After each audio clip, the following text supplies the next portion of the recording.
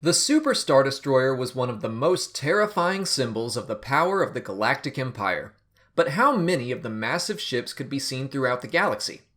In this video, we'll be covering the brief history and fate of every single one in both canon and legends. I will specifically be covering those ships classified as Executor class, so ships like the ECLIPSE class from Dark Empire will not be included.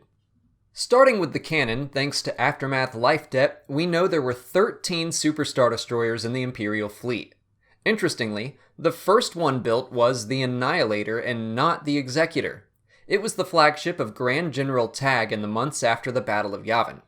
At that point in time, the Executor itself was nearing the end of its construction above Kuat. It was originally intended to replace the Annihilator as Tag's flagship, but instead became the personal ship of Darth Vader and the head of his armada, Death Squadron. It was present at the Battle of Endor, where it was destroyed. After the Battle of Endor, the Annihilator was overtaken by a group of pirates that used the ship to begin their own pirate empire. In the months following, 5 Super Star Destroyers were destroyed in battle. Another 3 were either surrendered or commandeered by the New Republic and likely deconstructed and rebuilt into the new Starhawk-class capital ships. Another Super Star Destroyer called the Arbitrator was destroyed in a poorly plotted retreat into hyperspace, which dropped it into the middle of a gravity well. The Eclipse was the personal flagship of Emperor Palpatine himself. Reports indicated that it was among those that were destroyed, but Ray Sloan uncovered evidence that those reports may have been altered. The final known canon Super Star Destroyer was the Ravager. In the months after the Battle of Endor, it was rumored to be the final Super Star Destroyer in the Imperial fleet, not counting the Eclipse. It was lost in the Battle of Jakku, and it was slowly consumed by the desert for the next 30 years. Legends material was much more liberal in its use of the Super Star Destroyer, with 18 known ships throughout the galaxy. Of course, the Executor is on this list as well, and in the Legends timeline, it was the first constructed. The Annihilator was also in Legends, although as a completely different ship. It was under the command of Admiral Garn, and was destroyed shortly after the Battle of Endor, defending the half-constructed Eclipse above Kuat. The Aggressor was used to defend Imperial shipyards at Corellia after the Battle of Endor. 1 year later, it was under the command of Grand Admiral Grunger, who declared himself an Imperial warlord intent on taking control of the Empire. He met heavy resistance from Grand Admiral Pitta, and wound up ramming the Aggressor into his enemy, destroying the ship and killing both Grand Admirals. Little is known about the Enforcer, other than it was damaged, chased, and eventually destroyed by rebel forces led by Luke Skywalker. The Guardian was under the command of Admiral Drommel, another self-declared warlord that arose after the Battle of Endor. It remained in Imperial service for 12 years until Drommel found himself surrounded by the New Republic. He refused to surrender, so one of his officers shot him and offered the ship to the New Republic. Command passed to Admiral Akbar, and it remained in action through the Yuzon Vong War. The Intimidator was part of the Black Fleet, which was captured by the Yvetha 8 months after the Battle of Endor.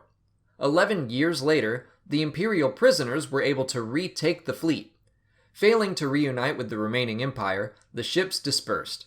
The Intimidator was found abandoned in the unknown regions 4 years later. The Iron Fist was the command ship of Warlord Zinj.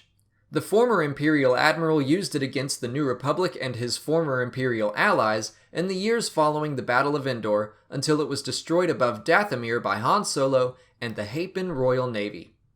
Razor's Kiss was not completed until 3 years after the Battle of Endor.